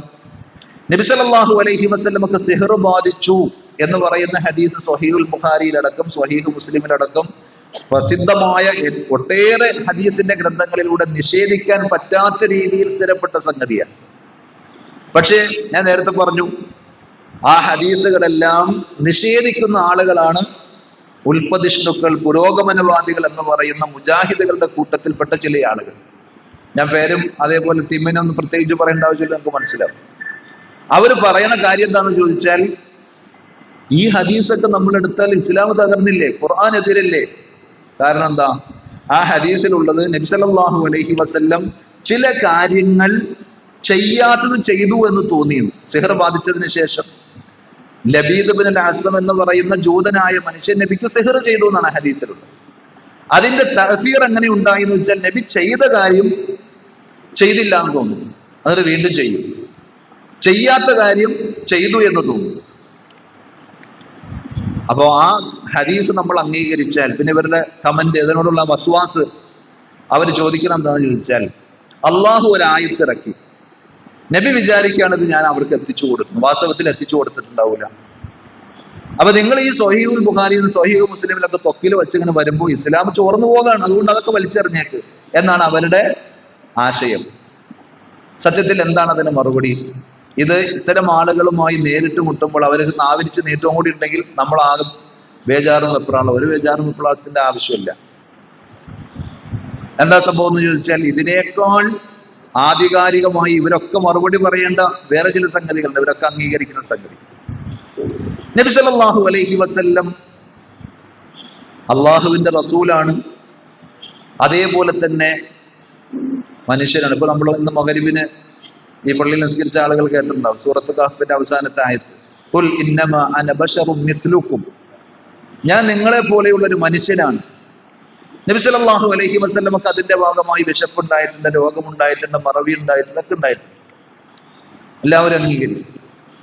അപ്പൊ ഇവർ ഇപ്പോ ഈ വിമർശിക്കുന്ന ഈ സംശയവും വലിയ എന്തോ പർവ്വത സമാനമായ ആശയമൊക്കെ ആയി കൊണ്ടുവന്ന ഈ സംശയമല്ലേ, അത് ഊതി വീർപ്പിച്ച ഒരു ബലൂൺ പോലെ മുട്ടുസൂചിക്ക് ഒരു 8 കുത്തു കൊടുത്താൽ കാറ്റ് പോകും. ആ കാറ്റ് പോണ രീതി ഞാൻ ഇപ്പൊ പറയാൻ പോകുന്നു. എങ്ങനെ? നബി സല്ലല്ലാഹു അലൈഹി വസല്ലം ഒക്കെ മറവി സംഭവിച്ചിട്ടില്ലേ? ഉണ്ട്. നിസ്കാരത്തിൽ മറന്നിട്ടില്ലേ? കാരണം നിസ്കാരത്തിൽ മറന്നില്ല എന്ന് പറഞ്ഞാൽ പിന്നെ സഹബിന്റെ സുജൂദ് ചെയ്യാൻ ഇവർ എവിടെ പോകും? അപ്പൊ ഹദീസ് വേണം, അഖീദക്ക് മുത്തവാത്തിറായ ഹദീസ് വേണം, മറ്റേത് മറിച്ചടക്ക് വേണം എന്ന് പറയുന്ന ആളുകൾക്ക് ഈ ഹദീസ് തള്ളാൻ പറ്റൂല. ബുഖാരിയിലും മുസ്ലിമും മറ്റേ ഹദീസിന്റെ കിതാബിന്റെ എവിടെ ഇല്ലെങ്കിൽ അത് ഏത് വാറോലയുടെ കൂട്ടത്തിലാണെങ്കിലും അവർ പിടിച്ചത് തട്ടിമുട്ടി അത് കൊള്ളാവുന്നാക്കി കൊണ്ടുവരും. നേരെ മറിച്ച് എല്ലാവരും അംഗീകരിക്കേണ്ട പവന്മാറ്റ് സ്വർണ്ണ തിളക്കമുള്ള ഹദീസാണെങ്കിൽ അതിനെന്തെങ്കിലും നെഗറ്റീവുകൾ പറഞ്ഞ് അത് കൊള്ളവില്ല, ഖുർആനെതിരാണ്, ബുദ്ധിക്കെതിരാണ്, യുക്തിക്കെതിരാണ് തള്ളുകയും ചെയ്യും. അത് അവരുടെ വേറൊരു മനഹജാണ്. അപ്പൊ നമുക്ക് അവരോട് ചോദിക്കാനുള്ളത്, അല്ലെങ്കിൽ ഇസ്ലാമിന്റെ വിമർശകർ ഇവരോട് ചോദിച്ചാൽ ഇവരെന്ത് മറുപടി പറയും? ഇസ്ലാമിന്റെ നെടും തൂണായ നിസ്കാരം, അത് ഇസ്ലാം പഠിപ്പിക്കാൻ വന്ന ഒരു നബിക്ക് തന്നെ മറന്നുപോവുക. ആ നബിയുടെ ഉപദേശങ്ങളും ആ നബിയുടെ വാക്കുകൾക്കും എന്ത് ആധികാരികതയുള്ളത് മൗലവി എന്ന് ആരെങ്കിലും ചോദിച്ചാൽ, 4 റക്അത്ത് നിസ്കാരമുള്ള ളുഹർ അല്ലെങ്കിൽ അസർ നബി സല്ലല്ലാഹു അലൈഹി വസല്ലം 2 റക്അത്ത് നിസ്കരിച്ചിട്ട് സലാം വീട്ടി, നമുക്കൊക്കെ അറിയണ ഹദീസാണ്. അപ്പൊ സ്വഹാബികൾക്കിടയിൽ കൺഫ്യൂഷൻ, 4 റക്അത്തുള്ള നിസ്കാരം ഇനി മുതൽ 2 റക്അത്ത് ചുരുങ്ങിയ അള്ളാഹുവിന്റെ വഹി അങ്ങനെയാണോ? സീനിയർ സഹാബികളുടെ അദബും മര്യാദകളും അവരൊന്നും മിണ്ടണില്ല. അപ്പൊ കൂട്ടത്തിൽ ഒരാൾ അത്രയൊന്നും സീനിയർ അത്രയൊന്നും ഇതില്ലാത്ത ഒരാൾ, ചില ആളുകൾ അങ്ങനെ ഉണ്ടാവില്ല, എടുത്ത് നബിയെ നിസ്കാരം ചുരുക്കിയോ അതോ ചുരുങ്ങിയോ, നിങ്ങൾ മറന്നോ ചോദിക്കാം. അപ്പൊ നബി സ്വല്ലല്ലാഹു അലൈഹി വസല്ലം ഞാൻ ചുരുക്കിയിട്ടുമില്ല ഞാൻ മറന്നിട്ടുമില്ല. അപ്പൊ ഉറപ്പായും മറന്നു. അപ്പൊ സാഹിബ് എന്നാ നിങ്ങൾ മറന്നിട്ട് നബിയെ 4 2 നിസ്കരിച്ചിട്ടുള്ളൂ.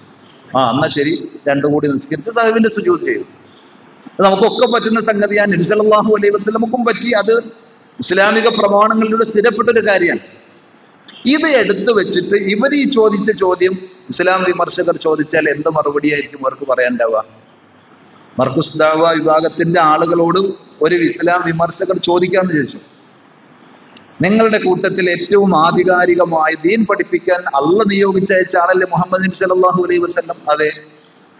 ആ മുഹമ്മദ് നബി ഏറ്റവും ആധികാരികമായ ഏറ്റവും ഗൗരവപ്പെട്ട ഇബാദത്തായി പറഞ്ഞതല്ലേ നിസ്കാരം? പരലോകത്ത് ആദ്യമായി വിചാരണ ചെയ്യപ്പെടുന്ന നിസ്കാരം, മുസ്ലിമും അമുസ്ലിമും വേർതിരിക്കുന്ന നിസ്കാരത്തിന്റെ പ്രാധാന്യം.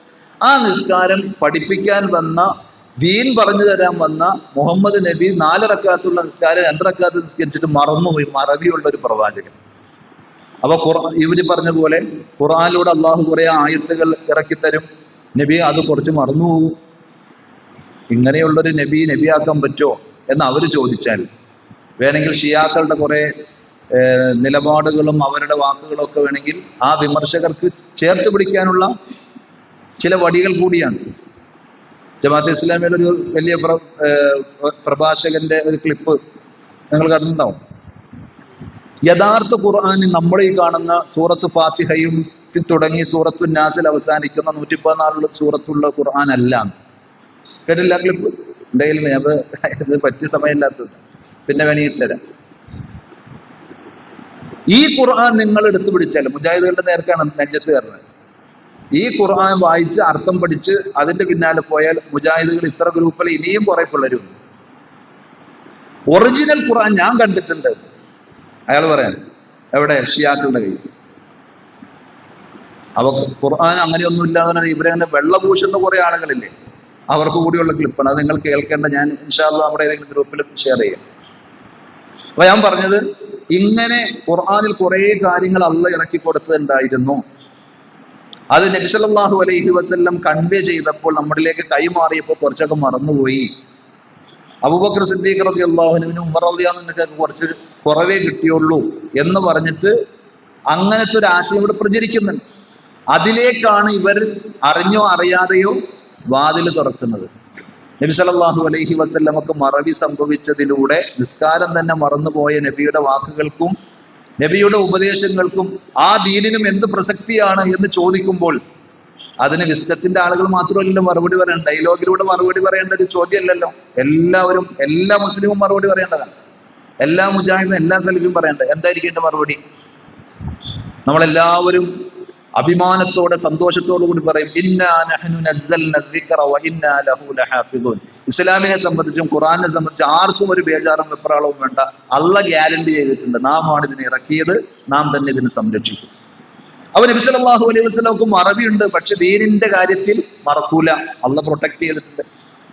നബി സല്ലല്ലാഹു അലൈഹി വസല്ലമക്ക് രോഗം ബാധിച്ചിട്ടുണ്ട്, നബിക്ക് സിഹർ ബാധിച്ചിട്ടുണ്ട്, അതിന്റെ പ്രയാസങ്ങളും ബുദ്ധിമുട്ടുകളും. പക്ഷെ ദീനുമായി ബന്ധപ്പെട്ട ഒന്നിനും ഒരു പോറലേൽക്കൂല. അള്ളാഹുവിന്റെ ഗ്യാരണ്ടിയാണ്, ആശ്വാസമായി. അതിന്റെ പേരിൽ സിഹറിന്റെ ഹദീസ് തള്ളേണ്ടതില്ല എന്നർത്ഥം. അങ്ങനെ തള്ളാൻ നിന്നാൽ വേറെ കുറേയും തള്ളേണ്ടി വരും. കുളിപ്പിച്ചു കുട്ടിയില്ലാതെയായി എന്ന് പറഞ്ഞ പോലെ ഇവർക്ക് പറ്റാത്തതെല്ലാം തള്ളി കുറെ ആളുകൾ പോയില്ലേ, ഇസ്ലാമിൽ നിന്ന് പോയില്ലേ. നമ്മളെ QHLS പറഞ്ഞപ്പോൾ അവരുടെ ചില മൗലവിമാര് പറഞ്ഞത് ആ ആണ് പ്രശ്നം. ഖുർആൻ ലേണിംഗ് സ്കൂൾ, ഓക്കെ, ഖുർആൻ ഹദീസ് ലേണിംഗ് സ്കൂൾ, ഒരു ഹദീസ് കടന്നു വന്നതാണ് മുജാഹിദുകൾക്കിടയിൽ വിഭാഗീയതയും പ്രശ്നമൊക്കെ ഉണ്ടാകാൻ. സ്വഹീഹുൽ ബുഖാരിക്ക് തോട്ടിലേക്ക് വലിച്ചെറിയണം. അതിന്റെയൊക്കെ ക്ലിപ്പുകൾ നിങ്ങൾക്ക് കിട്ടും. ഞാൻ ഇപ്പൊ അങ്ങനത്തെ ഒരു സന്ദർഭ സാഹചര്യം ഇല്ലാത്തതുകൊണ്ട് ഞാൻ പറഞ്ഞു പോകുന്നു. അപ്പൊ എവിടെ നിന്ന് വന്നു ആ പിഴച്ച ചിന്തകൾ എന്ന് ചോദിച്ചാൽ, ഈ ഒരു തെറ്റായ ചിന്താഗതിയിലൂടെ അവര് മുന്നോട്ട് വെച്ച ചില ആശയങ്ങളും ചിന്താഗതികളുമാണ്. അപ്പൊ സിഹർ എന്നത് ഉള്ള കാര്യമാണ്, അത് ഫലിക്കും, അതിന് ചില തഅ്സീറുകൾ ഉണ്ടാകും, അത് പല പ്രയാസങ്ങളും ബുദ്ധിമുട്ടുകളൊക്കെ ഉണ്ടാക്കും എന്നത് ഖുർആനിലൂടെ ഹദീസുകളിലൂടെ ഒക്കെ നമുക്ക് മനസ്സിലാക്കാൻ സാധിക്കുന്ന സംഗതിയാണ്. അത് ചെയ്യാൻ പറ്റൂന്നല്ല ഈ പറഞ്ഞതിന്റെ അർത്ഥം. ചെയ്യാൻ പാടില്ല, അത് കബായിറുകളിൽപ്പെട്ട വൻപാപങ്ങളിൽപ്പെട്ട സംഗതിയാണ്. ചെയ്യുന്ന ആള്, ചെയ്യാൻ വേണ്ടി നമ്മൾ സമീപിക്കുന്നുവെങ്കിൽ ആ പോകുന്ന ആള് എല്ലാം ആ പണികളിലൂടെ കുഫറിലേക്ക് എത്തി. കാരണം അവിടെ നടക്കുന്നത് പിശാചിനെ പ്രീതിപ്പെടുത്തിക്കൊണ്ട് പിശാച് സേവയാണ് അവിടെ നടക്കുന്നത്. അതുകൊണ്ട് സിഹറുമായി ബന്ധപ്പെട്ട് ഒന്നും നമുക്ക് ചെയ്യാനോ അത് പഠിക്കാനോ പഠിപ്പിക്കാനോ പാടില്ല. സിഹറുമായി ബന്ധപ്പെട്ട ചർച്ചകൾ നടക്കുമ്പോൾ ചില ആളുകൾ വലിയ യുക്തിവാദത്തോടു കൂടി ചോദിക്കാണ്, നിങ്ങൾ അങ്ങനെ സിഹറിന് തഅ്സീർ ഉണ്ട് എന്ന് വാദിക്കുന്നവരാണെങ്കിൽ ആ സിഹറൊന്ന് എന്നെന്നും ചെയ്തേ. ഞാൻ ഇതുകൊട്ടെ ഭയങ്കര ആളുകൾക്ക് നല്ല ആവേശം കയ്യിലേക്ക് ഉണ്ടാവും. ഇയാളൊന്ന് മുമ്പിനായി കിട്ടാൻ നമ്മൾ കാഫറായി കൊടുക്കണം. അയാൾ ഖുർആനും ഹദീസും ഒക്കെ അംഗീകരിച്ച് ഇസ്ലാമിൽ പറഞ്ഞ വിശ്വാസം ഇതൊക്കെ ശരിയാണ് എന്ന് ഞാൻ സമ്മതിക്കുക. എന്ത് വേണം? പറയുന്നത് നിങ്ങൾ കാഫറാകണം എന്നാണ് അതിന്റെ മറ്റൊരു അർത്ഥം. അതിനാരെങ്കിലും കിട്ടോ?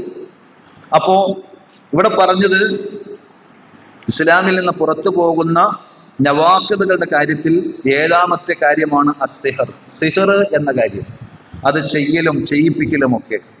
വമിൻഹു അസ്സർഫു വൽ അത്ഫു. ആ സിഹറിന്റെ പല വിഭാഗങ്ങളുണ്ട്, പല രൂപങ്ങളുണ്ട്. അതിൽപ്പെട്ട രണ്ട് കാര്യമാണ് അസ്വർഫു വൽ അത്ഫു. സർഫ് എന്ന് പറഞ്ഞാൽ തെറ്റിക്കാന്നാണ്. അത്ഫ് നേരെ വിപരീതം, യോജിപ്പിക്കുക. അപ്പൊ സിഹറിന്റെ പല ഇനങ്ങളിൽപ്പെട്ട ഒന്നാണ് കൂടുതലായി സമൂഹത്തിൽ നടക്കുന്നതും കൂടുതൽ ആളുകൾക്കിടയിൽ ഫിത്നയുണ്ടാക്കുന്നതുമായ രണ്ട് കാര്യങ്ങളായതുകൊണ്ട് ഈ രണ്ടെണ്ണത്തിനെ ഷേഖ് മുഹമ്മദ് ബിൻ അബ്ദുൽ വഹാബ് റഹ്മത്തുള്ളാഹി അലൈഹി ഉദാഹരണം എന്ന രീതിയിൽ പറഞ്ഞു എന്നേ ഉള്ളൂ. ഇത് മാത്രമേ ഉള്ളൂ എന്ന് കരുതേണ്ടതില്ല. ഫമൻ ഫഅലഹു ഔ റളിയ ബിഹി കഫർ. ആരെങ്കിലും അത് ചെയ്താൽ അല്ലെങ്കിൽ ചെയ്തില്ല, അതൊക്കെ ചെയ്യുന്നത് കുഴപ്പമൊന്നുമില്ലാത്ത കാര്യമാണ്, അതിനോടൊരു തൃപ്തിയും ഇഷ്ടവും ഒക്കെ തോന്നിയാൽ അത് നിമിത്തമായി തന്നെ അയാൾ ഇസ്ലാമിൽ നിന്ന് പുറത്തു പോയതാണ്. എന്താണ് സർഫ്, എന്താണ് അത്ഫ് എന്ന് ചോദിച്ചാൽ ഇഷ്ടമുള്ളതിൽ നിന്ന് ആളുകളെ തിരിച്ചുവിടാൻ ഉപയോഗിക്കുന്ന സിഹറാണ് സർഫ്. അതെങ്ങനെ? ചിലപ്പോ ചില പാർട്ട്ണർമാർ തമ്മിൽ, അല്ലെങ്കിൽ ചില സുഹൃത്തുക്കൾ തമ്മിൽ, ചില വ്യക്തികൾ തമ്മിൽ, കുടുംബങ്ങൾ തമ്മിൽ ഒക്കെ നല്ല അടുപ്പവും സ്നേഹം വേണം. വേറെ ചില ആളുകൾക്ക് കുയിന്ത, അസൂയ, അവരൊന്ന് തെറ്റിക്കണം. അതിനെന്താ പണിയെന്ന് വെച്ചാൽ സാഹിറിന്റെ അടുക്കൽ ചെന്ന് ഈ സർഫ് എന്ന് പറയുന്ന സിഹറിന്റെ ഇനം പ്രയോഗിക്കും. അതേപോലെ ബന്ധുക്കളെ തമ്മിൽ തെറ്റിപ്പിക്കാൻ, ഭാര്യ ഭർത്താക്കന്മാരെ തമ്മിൽ തെറ്റിക്കാൻ, നേരത്തെ ഖുർആൻ തന്നെ പറഞ്ഞതുപോലെ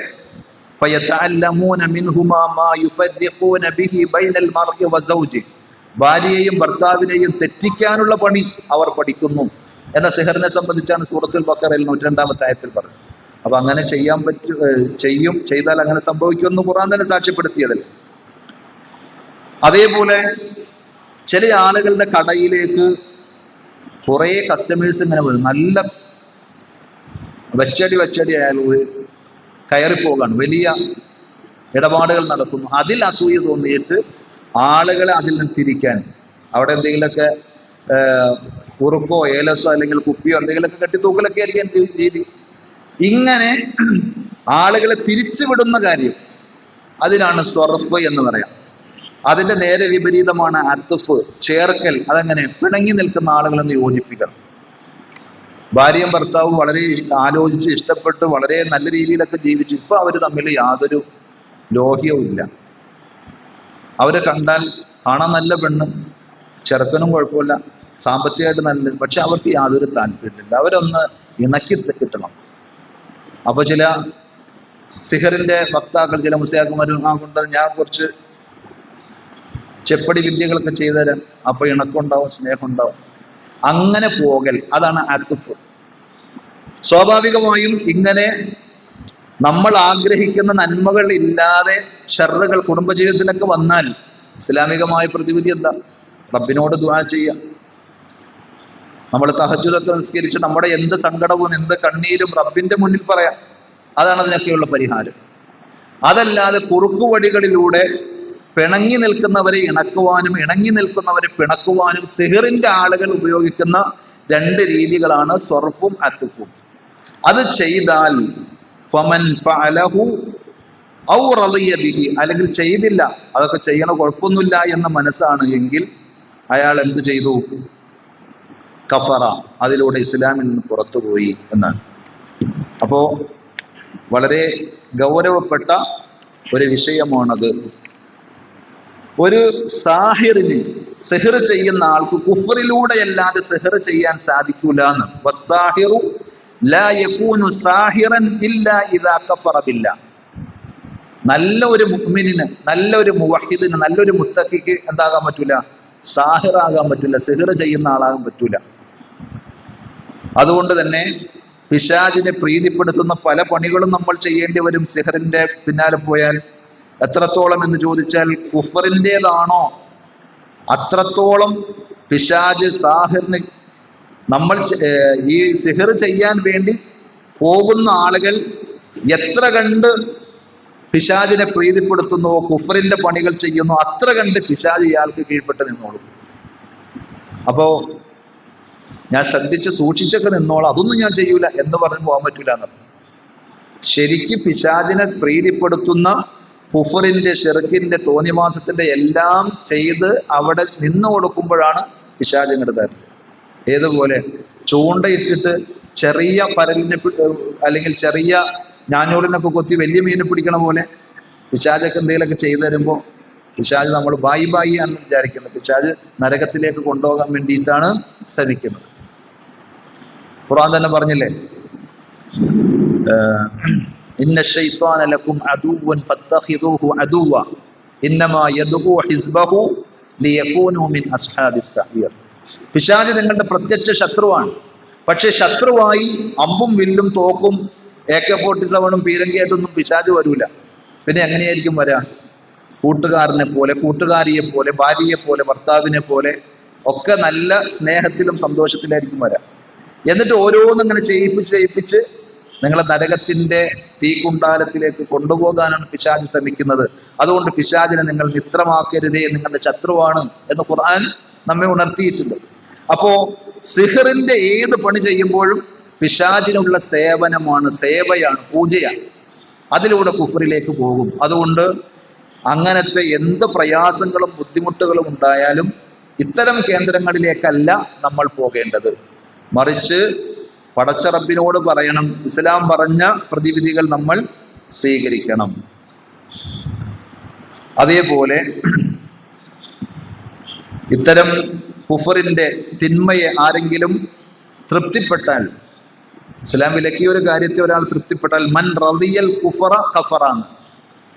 കുഫറിനെ ഒരാൾ തൃപ്തിപ്പെട്ടാൽ ആ തൃപ്തിപ്പെടുന്നതിലൂടെ അയാൾ കാഫറായി. കുഫറിനോടൊരു ബുഗ്ളും വെറുപ്പും വിദ്വേഷമായിരിക്കണം ഉണ്ടാവേണ്ടത്. ഹറാം ഒരാൾ ചെയ്യണില്ല, പക്ഷെ ഹറാം ചെയ്യണതൊക്കെ നല്ല ഇഷ്ടമാണ്, ചെയ്യണവരും ഭയങ്കര സ്നേഹമാണ്. അങ്ങനെ ഉണ്ടായാൽ അയാൾക്ക് ഈമാൻ ശരിയാണെന്ന് പറയാൻ പറ്റും. ഞാൻ കള്ളു കുടിക്കില്ല, പക്ഷെ കള്ളു കുടിക്കുന്നവരോട് എനിക്ക് ഭയങ്കര ബഹുമാനമാണ്, ആദരവാണ് എന്ന് പറഞ്ഞാൽ അയാളുടെ ഈമാനെ സംബന്ധിച്ച് നമുക്ക് എന്തായിരിക്കും? വ്യഭിചാരം ഞാൻ ചെയ്യലില്ല, പക്ഷെ വ്യഭിചരിക്കുന്ന ആളുകളെ കണ്ടാൽ എനിക്ക് ഭയങ്കര സ്നേഹവും റെസ്പെക്റ്റും ഒക്കെയാണ് എന്ന് പറഞ്ഞാൽ അതിനേക്കാൾ ഗൗരവമില്ലേ കുഫറിന്റെ കാര്യങ്ങൾ ചെയ്യുമ്പോൾ? അതുകൊണ്ട് തന്നെ വിഗ്രഹാരാധന അല്ലെങ്കിൽ ത്രിത്വത്തെ അംഗീകരിക്കുകയും അത് പ്രചരിപ്പിക്കുകയും ചെയ്യുന്ന ആളുകളെ ആ ആശയത്തിന്റെ പേരിൽ, ആ ചെയ്തികളുടെ പേരിൽ ആദരിക്കുകയും അംഗീകരിക്കുകയും ചെയ്യുന്നുവെങ്കിൽ, അതിന്റെ പേരിൽ ബഹുമാനിക്കുന്നുവെങ്കിൽ ഒക്കെ എന്താണ്? അത് വലിയ ഗൗരവപ്പെട്ട സംഗതിയാണ്. അപ്പൊ സിഹറുമായി ബന്ധപ്പെട്ട കാര്യം പറയുമ്പോൾ ഒരു കാര്യം കൂടി പറഞ്ഞ് ഞാൻ അവസാനിപ്പിക്കാം. സമയം ഏകദേശം ആയി കഴിഞ്ഞെന്നാണ് എനിക്ക് തോന്നുന്നത്. ഇവിടെ ചില ആളുകൾ നേരത്തെ പറഞ്ഞതുപോലെ ഖുർആനിനെ തന്നെ നിഷേധിക്കുന്നതിന് തുല്യമാകും സിഹർ, നബി സല്ലല്ലാഹു അലൈഹി വസല്ലമക്ക് സിഹർ ബാധിച്ചു എന്ന് പറയുന്ന ഹദീസ് അംഗീകരിച്ചാൽ അതുകൊണ്ട് ഖുർആനാണോ നിങ്ങൾക്ക് വലുത്, ഹദീസാണോ വലുത് എന്നൊക്കെ ചോദിച്ച് കൺഫ്യൂഷൻ ഉണ്ടാക്കുന്ന ആളുകൾ സാധാരണ അവരുടെ വേദികളിൽ നിന്ന് കേൾക്കുന്ന ഒരു ഹദീസാണ് സലാസത്തുൻ ലാ യദ്ഖുലൂനൽ ജന്ന, 3 വിഭാഗം ആളുകൾ സ്വർഗത്തിൽ കടക്കുകയില്ല എന്ന ഹദീസ്. ഒന്ന് മുദ്മിനുൽ ഖംർ, മൂക്കറ്റം കള്ളുകുടികൾ, മദ്യപാനി. ഖാതിഉ റഹിം, കുടുംബബന്ധം മുറിക്കുന്നവൻ. മൂന്നാമത് പറഞ്ഞത് മുസദ്ദിഖും ബിസ്സിഹർ, സിഹറിനെ സത്യപ്പെടുത്തുന്നവർ. ഇത് നമ്മൾ ഈ പറഞ്ഞ ആശയത്തിലാണ് ഹദീസിന്റെ കോണ്ടെക്സ്റ്റ്. എങ്ങനെ സിഹർ ചെയ്യാം, കുഴപ്പമില്ല, അങ്ങനെയുള്ള എന്തെങ്കിലും പ്രശ്നങ്ങൾ ഉണ്ടാകുമ്പോൾ സാഹിര്യങ്ങളെ പോയി സമീപിക്കും, അത് കുഫറാണ്, അയാൾ സ്വർഗത്തിൽ പോകൂല എന്നാണ് ഹദീസിന്റെ ആശയം. പക്ഷേ സീലി ടവർ വിഭാഗം വിശദീകരിക്കുമ്പോൾ എന്താണെന്ന് അറിയും, നമ്മുടെ നേർക്കാണ് അത് തിരിച്ചു വെക്കാം. സിഹർ ഫലിക്കും നിങ്ങൾ പറഞ്ഞില്ലേ, നിങ്ങളെ പറ്റിയ ഹദീസിൽ പറഞ്ഞത് നിങ്ങൾ സ്വർഗത്തിൽ പോകൂലെന്ന്. അപ്പൊ സിഹർ അംഗീകരിക്കുന്നവർന്നായി. സിഹർ ഉണ്ട്, സിഹർ ഫലിക്കും എന്ന് പറഞ്ഞാൽ ഈ കൂട്ടത്തിൽ പെടും എന്നാണ് അവർ വ്യാഖ്യാനിക്കുന്നത്. അപ്പോ ശൈത്താൻ ഉണ്ട് എന്നൊരാൾ വിശ്വസിച്ചാൽ ശൈത്താനെ സത്യപ്പെടുത്തി അംഗീകരിക്കുന്ന ആളെ പോലെ ആവും.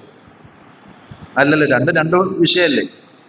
പിശാചുണ്ട്, പിശാചിനെ സൂക്ഷിക്കണം, ഖുർആൻ പറഞ്ഞതാണ്, ഹദീസ് പറഞ്ഞതാണ്, നമ്മളൊക്കെ വിശ്വസിക്കുന്നു എന്ന് വിചാരിച്ചു ശൈത്താൻ പറയുന്നതൊക്കെ സത്യപ്പെടുത്തി പിശാചിന്റെ വഴിയിൽ പോകുമ്പോൾ പിശാചിൽ വിശ്വസിക്കുന്നവൻ നരകത്തിൽ എന്നൊരാൾ പറഞ്ഞാൽ നിങ്ങളൊക്കെ പിശാചിനെ അംഗീകരിക്കുന്നവരല്ലേ എന്ന് ചോദിക്കുന്നത് പോലെയാണ്.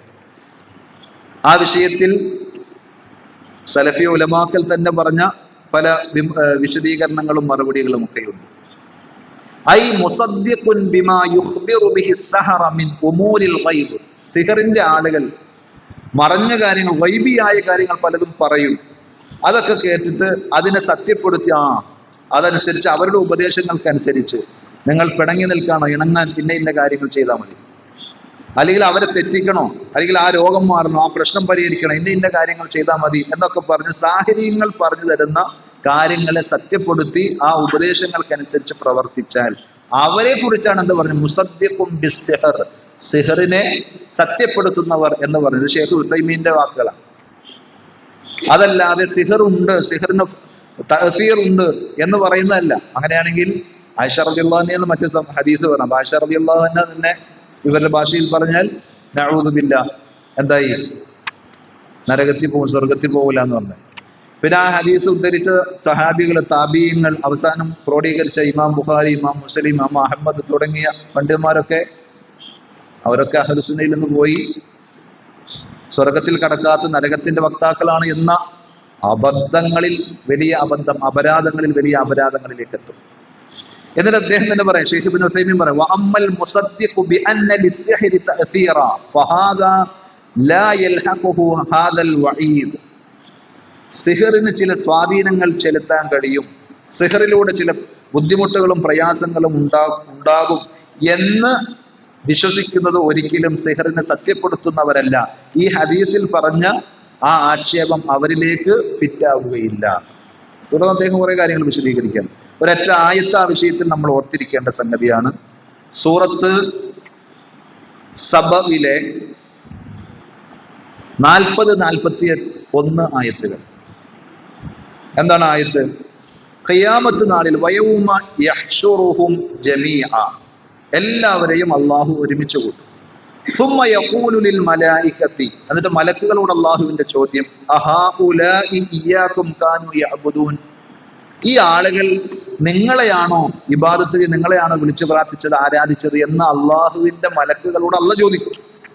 അപ്പോ മലക്കുകൾ പറയുന്ന ഒരു മറുപടിയുണ്ട്, ഖാലൂ സുബ്ഹാനക അൻത വലിയുനാ മിൻ ദൂനി, പടച്ചവനെ നീ എത്രയോ പരിശുദ്ധനാണ്, ഇവരൊന്നുമല്ല ഞങ്ങൾക്ക് വേണ്ടത്, ഞങ്ങൾക്ക് ഏറ്റവും പ്രിയപ്പെട്ടവൻ നീയാണ്, നീയാണ് ഞങ്ങളുടെ രക്ഷിതാവ്, രക്ഷകൻ.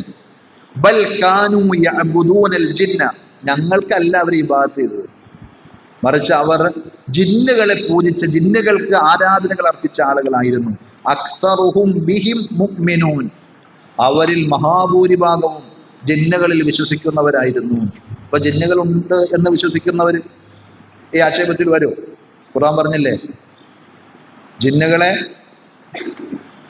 തീജ്വാലയിൽ നിന്ന് പടച്ചു എന്ന് ഖുർആൻ പറഞ്ഞതല്ലേ, ഹദീസ് പഠിപ്പിച്ചതല്ലേ. അത് കേട്ട് അംഗീകരിക്കുന്ന വിശ്വാസികളൊക്കെ ഈ മലക്കുകൾ പറഞ്ഞ ആക്ഷേപത്തിൽ വരുന്നവരാണോ? ഞാൻ പറഞ്ഞ വിഷയം നിങ്ങൾക്ക് മനസ്സിലാവണ്ടേ? ഈ വിഷയം നമ്മുടെ ദഅ്വാ ഫീൽഡിൽ അത്ര സജീവവും വിമർശന വിധേയവുമാണ് എന്നുള്ളത് കൊണ്ടാണ് ഞാൻ കുറച്ച് വിശദമാക്കി പറഞ്ഞത്. അപ്പൊ ഖുർആൻ തന്നെ പറയാണ്, അവർ മലക്കുകളെയല്ല ആരാധിച്ചു, മലക്കുകൾ അള്ളാഹുവിന്റെ മുമ്പിൽ ബോധിപ്പിക്കുകയാണ്, അവർ ഞങ്ങളെയല്ല ആരാധിച്ച് പിശാചുക്കളെയാണ്. അവരിൽ ബൽക്കാനോ യഅ്ബുദൂനൽ ജിന്ന അക്സറുഹും ബിഹിം മുഅ്മിനൂൻ, ജിന്നുകളിൽ വിശ്വാസമുള്ളവരായിരുന്നു.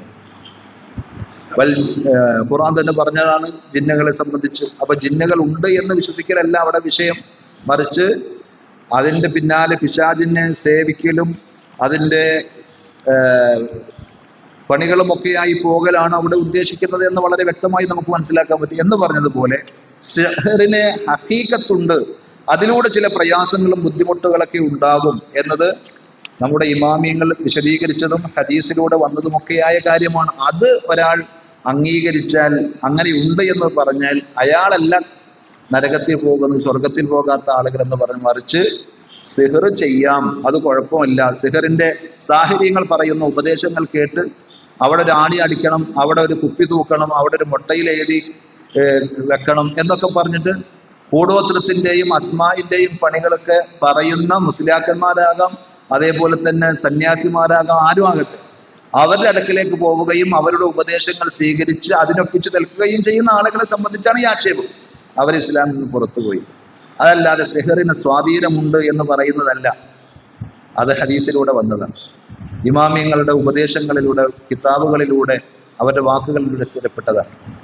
അപ്പോ ഇസ്ലാമിലേക്ക് നമ്മൾ എത്തിപ്പെടാൻ എത്ര കണ്ട് ഭാഗ്യവും തൗഫീഖും നമുക്കുണ്ടായോ അതേപോലെ, അല്ലെങ്കിൽ അതിനേക്കാൾ ഗൗരവത്തിൽ നമ്മൾ ഭയക്കേണ്ടതും ശ്രദ്ധിക്കേണ്ടതുമാണ് ഇസ്ലാമിൽ നിന്ന് നമ്മൾ പുറത്തു പോകുന്ന ഗുരുതരമായ കാര്യങ്ങൾ.